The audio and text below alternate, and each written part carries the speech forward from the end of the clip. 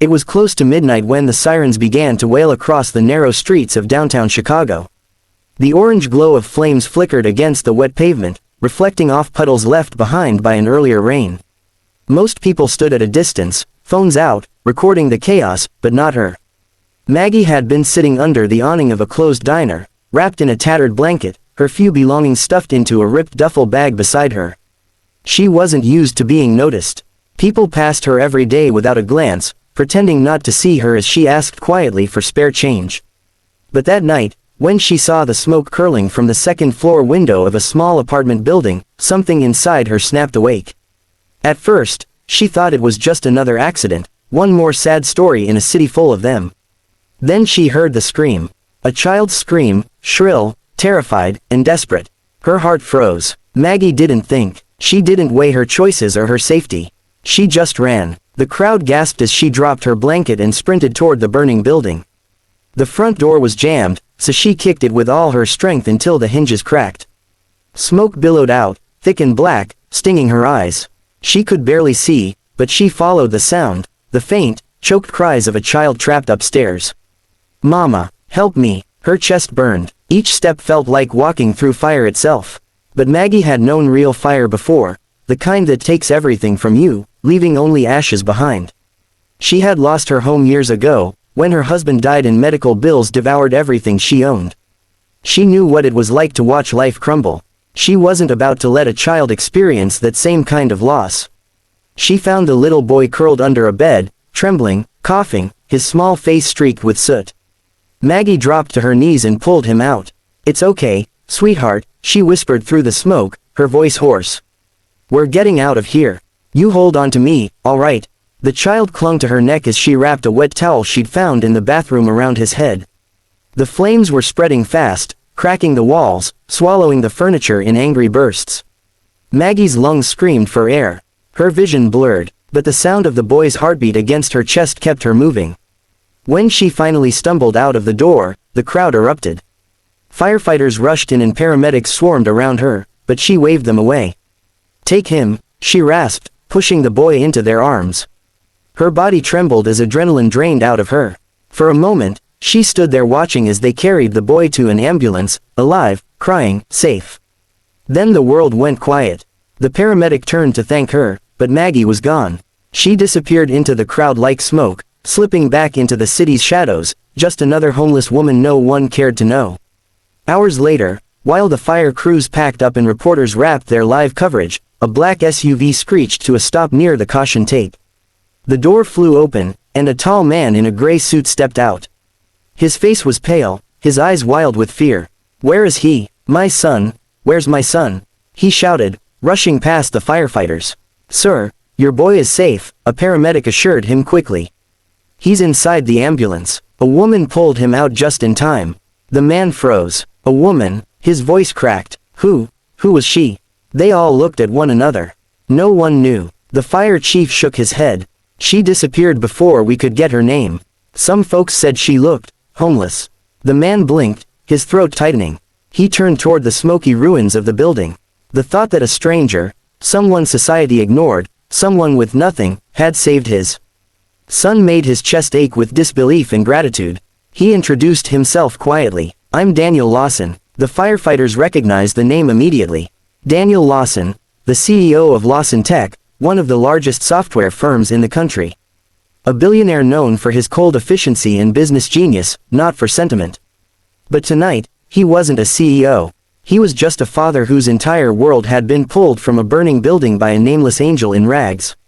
He spent the next hour pacing, calling hospitals, shelters, even police precincts, begging for any clue. "She has to be somewhere," he insisted. "She saved my boy. I need to find her." Meanwhile, Maggie was sitting by the river under an overpass, her wet clothes sticking to her skin, her hands blistered and raw. She stared at the city lights dancing on the water. Every time she closed her eyes, she saw the little boy's terrified face, and then his small arms around her neck. It had been years since anyone had held her like that. She didn't know who he was or where he came from. It didn't matter. For once, she had mattered. She had done something that no one could ignore. She pulled the ragged blanket around her shoulders and smiled faintly through the pain.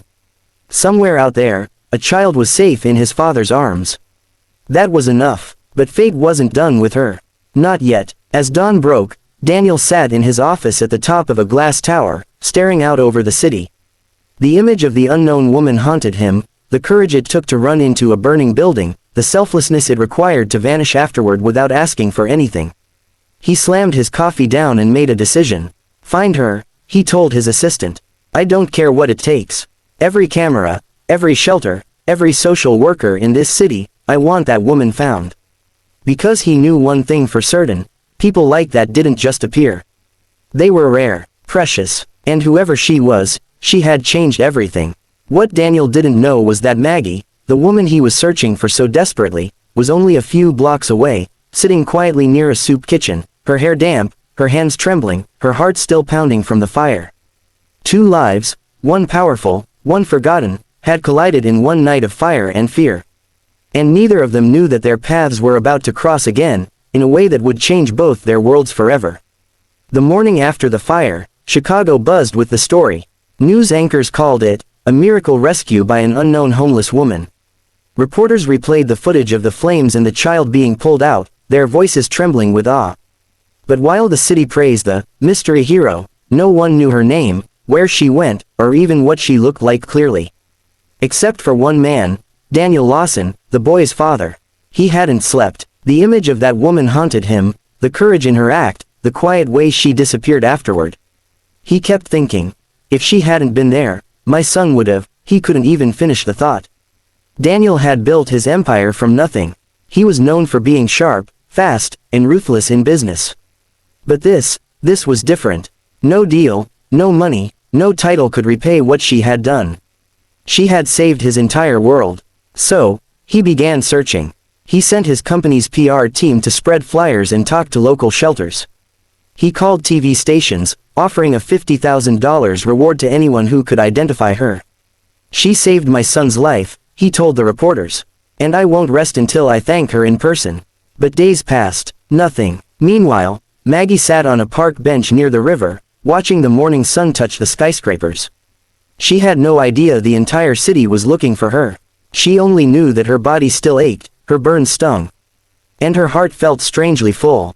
She had spent her last few dollars on a sandwich, which she ate slowly, savoring every bite. When she saw a newspaper lying on the ground beside a trash can, she picked it up. Her breath caught. There it was, her story. Homeless woman saves CEO's son from fire. And right below it, a picture of Daniel Lawson holding his son, both safe, both smiling. Her heart clenched. She read every word, stunned that they were talking about her. But when she saw Daniel's name, she froze. Lawson Tech. She remembered that company. She used to be a nurse in their health insurance division before the layoffs hit. Before her husband got sick. Before her life fell apart. She traced the photo with her finger. He looked powerful, confident, the kind of man who could make things happen with a single phone call. And yet, he had looked so broken that night, holding his little boy near the ambulance.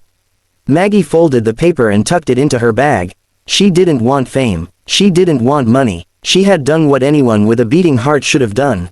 But deep down, she couldn't help wondering, what would it feel like to meet him? Later that afternoon, she walked to a small church shelter that gave out free meals. The volunteers there were kind, always offering food without questions. As she entered, one of them, a young woman named Rachel, smiled. "Hey, you're that lady from the news, aren't you?" she whispered. Maggie's eyes widened. "What?" Rachel pulled out her phone and showed her a poster, Daniel Lawson's reward notice with her blurry photo from the fire. "Everyone's looking for you. The CEO of Lawson Tech is offering a huge reward." Maggie's stomach twisted. "I don't need money. I just wanted to help." Rachel hesitated, then placed a gentle hand on her shoulder. "Maybe it's not about money. Maybe he just wants to say thank you." That night, after much thought, Maggie agreed to let Rachel call the number on the flyer. When Daniel got the call, he didn't hesitate. Within 30 minutes, his car pulled up outside the shelter. Cameras tried to follow him, but he ordered his driver to turn them away. This wasn't for show, it was personal. Inside, Maggie stood nervously near the wall, her worn jacket zipped up, her eyes fixed on the floor. When Daniel walked in, tall and polished in his black suit, she felt completely out of place. But then he saw her, and the entire world seemed to stop. "Maggie Carter?" he asked softly, his voice unsteady. She looked up slowly. "That's me." For a long moment, neither of them spoke. Daniel's throat tightened as he stepped closer. "You saved my son," he said, his voice cracking. "You saved my life." Tears welled in her eyes.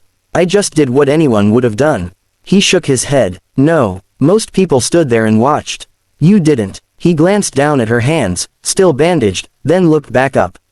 "You risked everything for a stranger." Maggie smiled faintly. "I've lost a lot in life. Maybe saving him gave me something back." For a few moments, silence filled the room, the kind of silence that says more than words ever could.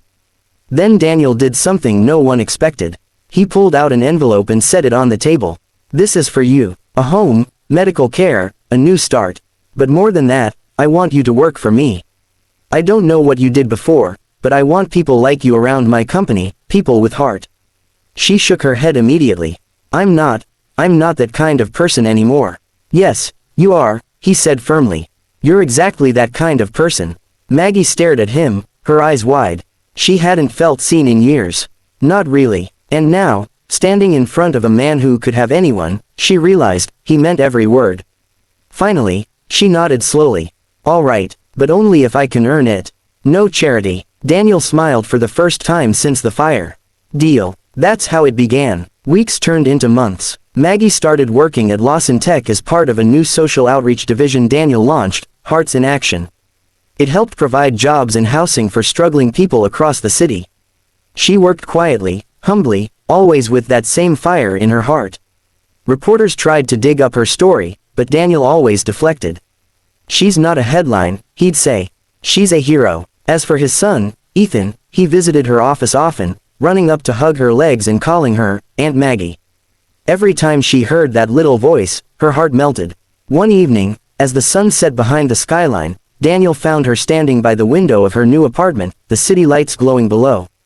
"You know," he said softly, "I used to think people like you didn't exist, people who'd give everything for someone they didn't know." Maggie smiled, eyes glistening. "And I used to think people like you didn't see people like me." He looked at her then, not as a billionaire, not as a savior, but as a man who'd been changed by kindness. That night, as Maggie watched the lights of Chicago twinkle, she realized something. Sometimes, life takes everything away just to give it back in a different form, through gratitude, purpose, and unexpected friendship. She had saved a child from the fire. But in truth, that night, she had saved herself too.